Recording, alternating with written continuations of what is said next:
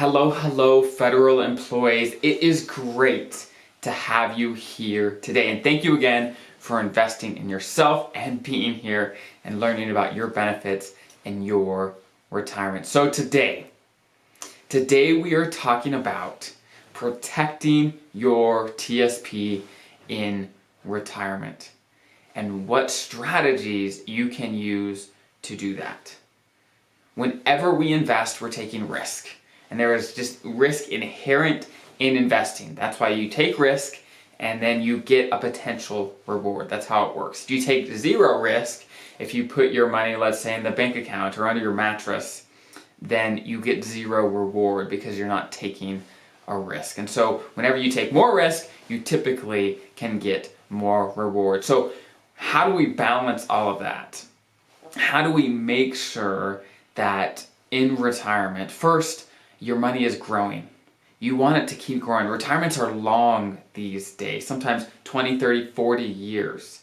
And if your money is not growing during that time, well, first, inflation is going to take a hold, and we don't know where inflation rates are going to go. It can increase, decrease, and if your money is just sitting, then the odds of it lasting are going to decrease. And maybe you just have loads of money in your TSP and that's not even a concern remotely, then maybe don't take any risk. But then you're still going to have less money at the end of the day by not taking any risk at all. For example, the G fund, it's guaranteed. That's very, very, very, very little risk. But you're also safe from growth as well. The G fund has grown at rates about inflation. And so if you just want your money to keep up with inflation and not grow over time, then that may be a good option. The problem is, in retirement, you start taking money out. Money starts coming out, and so it depends what your goal is, right? If your goal is just to be as safe as possible and not maximize your money, well, that's a different strategy. But today, I'm going to talk about a strategy where you try to balance both of those, where you do need safety and you want stability, but you also want growth over time to maximize your TSP and to maximize how much you can get out of your TSP over the course of your entire retirement. So I'm going to tell you my framework of how I approach this with even my clients and myself. And let me preface this conversation with this, and that is, this is not a hard science. If you talk with any financial planners, I've been in this industry for a while, and many people do things very differently. Even between financial planners within the industry, the philosophies are different. There's different approaches, just different ways. There is no perfect way. If there was a perfect way, it would be on the internet, everyone would do it, and there would be no need for financial planners to walk people through their nuanced situations, right? But what I can do is I'll help you through my framework of how I view this, and then you can try to apply that to your life, along with all the other research that you do. So, there's a couple things to keep in mind when investing as you approach retirement and in retirement. And that is, you want to make sure your short-term needs are taken care of, where you're going to start needing money. And that's what investing is all about, is time until you need the money. That's why when you're young, you have lots of time before you need the money, so you have time to ride out the market, right? Regardless of what the market's doing, you can ride it out, you have time. But as you approach retirement, that time starts to dwindle, right? And you're going to have a need for that money at a certain point. Now, the backbone of all the advice I give about the TSP for my clients is based on their income and expenses in retirement, right? You cannot give good advice about the TSP unless you know exactly what people are going to be dealing with when it comes to expenses and income in retirement. Because, for example, let's say someone's fixed income, their pension, maybe their first supplement, Social Security, maybe they have VA disability and a military retirement, maybe they have tons of fixed income and they're not going to use it all, where they're not going to need their TSP every year. And so the time between today and the time they need it may actually be farther away than for other people. Even if they're retiring, they may not need that money right away. And so to maximize that, well, you could be a little more aggressive, right? But let's say you do need a portion of your TSP, or maybe you need a portion now, but not once you start taking Social Security. Who knows, right? There's lots of different combinations for your situation. But it's all about, okay, time till you need the money. Okay, so the only way you know if you need the money is knowing what you're going to get from your pension, from the first supplement, from Social Security, from all your income sources, knowing exactly what those are going to be. But not just what they're going to be, but what you're actually going to be able to spend from those things.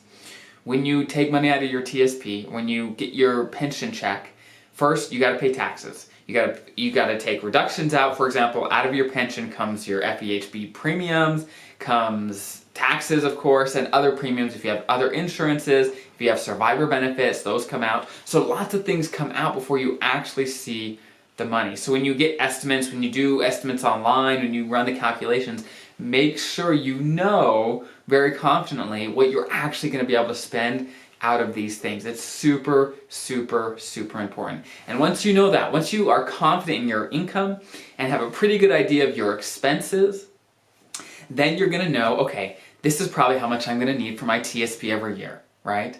And if you read the article associated with this video, this podcast, it's on my website, then I go through an example like, okay, what if this person had this income and this expenses and they needed this much a month, right? But you need to do that for your situation. Okay, what is my income? What is my expenses? What am I going to need?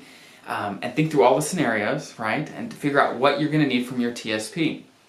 And then, once we know that, then we can figure out how to invest your money to fill in the gaps, to personalize it for you and your situation. Like I said, it's not a science, but my rule of thumb is 3 to 5 years. The first 3 to 5 years of money that they're going to need from their TSP, I advise that they invest it in very short-term investments. For example, either cash or G-Fund-like investments, that sort of thing, where it's short-term, it's not going to be volatile, and it's going to be there for them when they need it. The reason I do 3 to 5 years is because, first, it ensures that their short-term needs in retirement are going to be taken care of. They're going to have the money that they need, okay? Second, let's say the market does drop, okay? They don't have to sell any of their other investments because they have all their short-term needs met, and so they don't have to sell their investments when it's low.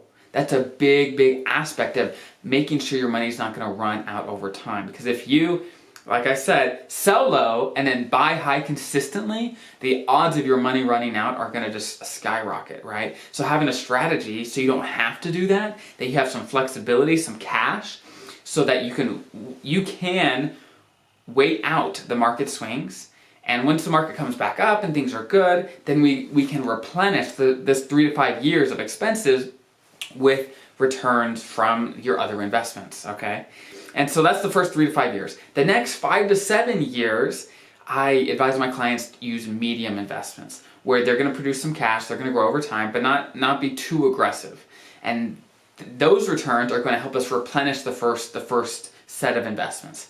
And then, of course, anything they need after 10 years. So 10 years away in retirement, I'm going to advise that they invest in more aggressive things that are going to provide great growth over time. They are going to be a little more volatile, but that's okay because we don't need them for a long time. And when things are up, we can sell them to replenish the other things. And when things are down, we can just hold off and wait till things come back up. So that's a strategy. That's the framework that I use to help my clients plan. A strategy that provides stability, but also growth over time to hedge against inflation and to put yourself in a good situation so that you are going to be okay. Now, there's one question that I did not talk about, and that is, okay, how do I know if I have enough money in each of those things to make sure I don't run out of money? And that's a whole different question, right? And I'm not going to make this video 10,000 minutes long, but I want to keep it simple and just focus on this for now.